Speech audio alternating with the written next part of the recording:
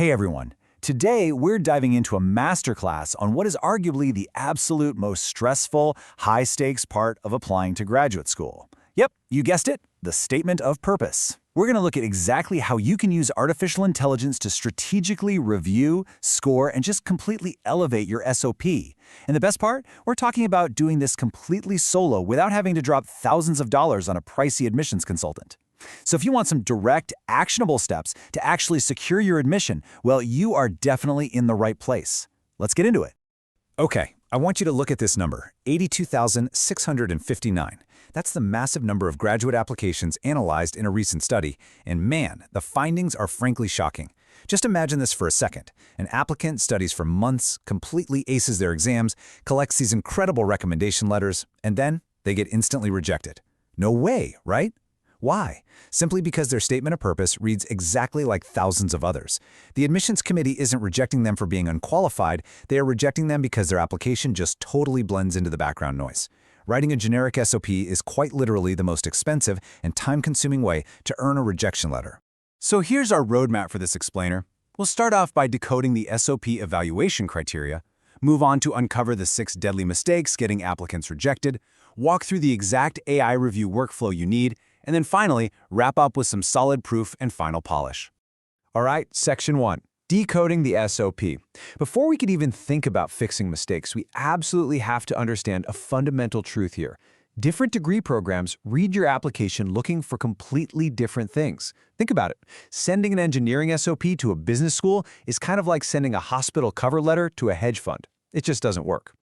Just look at how distinctly different these rubrics are. For a STEM master's program, evaluators are hunting for a really solid technical foundation. They want to see the specific tools you've used, the coding languages you've actually mastered, the hard data sets you've wrestled with. Why? Because they need to know you can survive in a lab on day one. Now contrast that with a non-STEM Master of Arts program. Here, they're testing for intellectual maturity and theoretical grounding. Simply saying, "Oh, I am passionate about social justice," is going to fail, because passion is not an academic argument. You have to demonstrate how you think. A PhD rubric goes way further, demanding evidence of original research and a clearly identified gap in the existing literature. Remember, they're hiring a junior colleague, not just a student. And the MBA? Wow, that's an entirely different beast. It's all about your professional trajectory, leadership evidence, and cross-functional impact. Generic ambition is absolutely fatal here. You have to prove you can drive measurable business results. Moving right along to Section 2, the 6 deadly SOP mistakes. Because look, once you know what the committee wants, you urgently need to know what makes them throw an application straight into the trash. Let's run through these 6 fastest ways to get a rejection letter. First up is the generic opening. If your essay starts with, "Since childhood, I have always been fascinated by," well, the reviewer is already asleep. You've lost them. Second is treating your SOP like a resume. Guys, this is not a chronological list of your past achievements. It's a forward-looking narrative of your future. Third is the copy-paste application. Submitting the exact same essay to 15 schools and only swapping out the university name? Total kiss of death. They can spot a lack of fit from a mile away. Fourth is the fastest-growing problem today, AI written text. It produces grammatically perfect but intellectually empty essays with zero authentic voice. It just sounds like a robot trying to approximate human ambition. Fifth is zero research specificity. If you don't name labs, professors, or specific courses, you just haven't done your homework. And finally, ignoring word limits. If they ask for 1,000 words and you give 1,500, you aren't showing off, you're just signaling that you cannot follow basic instructions. So this brings us to a really critical dilemma, especially for international applicants or honestly anyone applying without the budget for a $500 admissions consultant. How on earth do we fix these fatal mistakes safely? How do we simulate the rigorous review of an admissions officer for free without getting our application flagged by AI detectors and instantly thrown out? That takes us to Section 3, the AI review workflow. Now, the solution here requires a massive paradigm shift. Listen to me carefully. Do not use AI to write your essay. That guarantees rejection. Instead, we're going to use a specific 4-step AI-driven workflow to intensely review your story. You absolutely must follow these 4 steps in this exact order.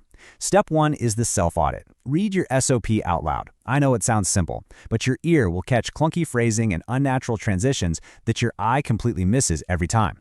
Step 2 involves Claude AI. You paste your draft in and instruct Claude to act as a harsh admissions officer, scoring you on specificity, voice, and fit.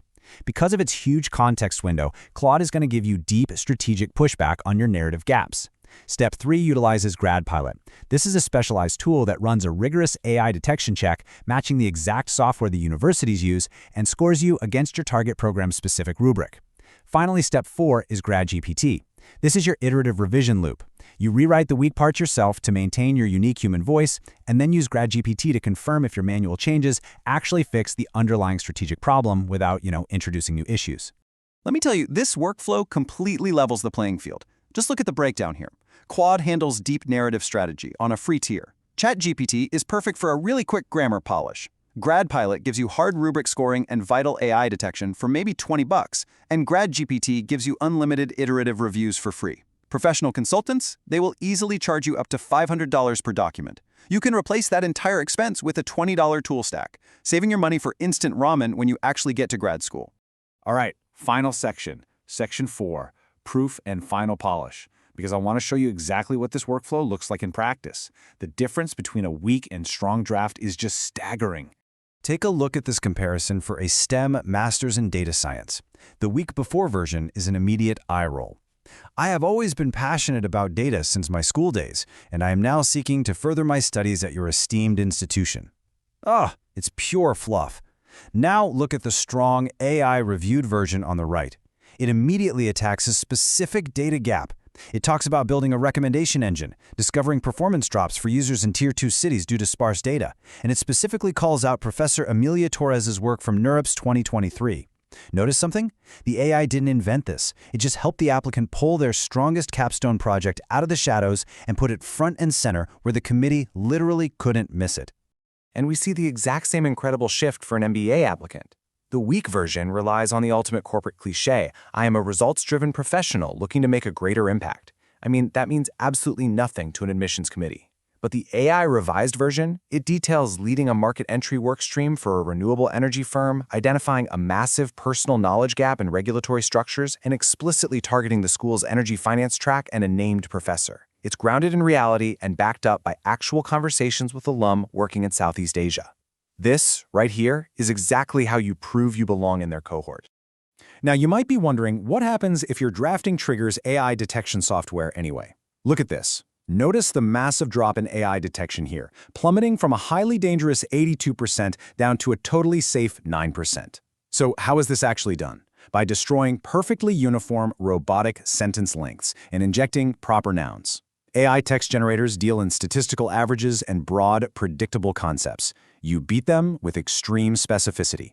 By replacing an abstract statement about improving health equity with a specific fieldwork observation from Accra, Ghana, you immediately prove human authorship and drop that AI score right back into the safe zone.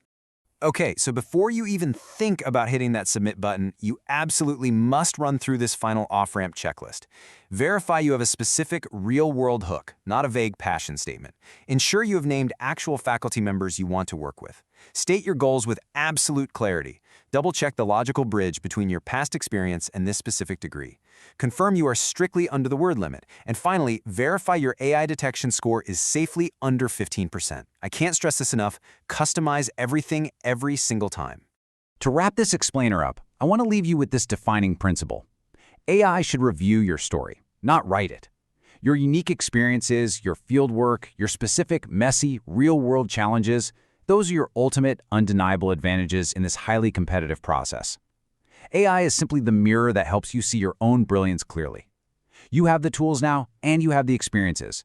The only question left is, what story will you choose to tell the admissions committee?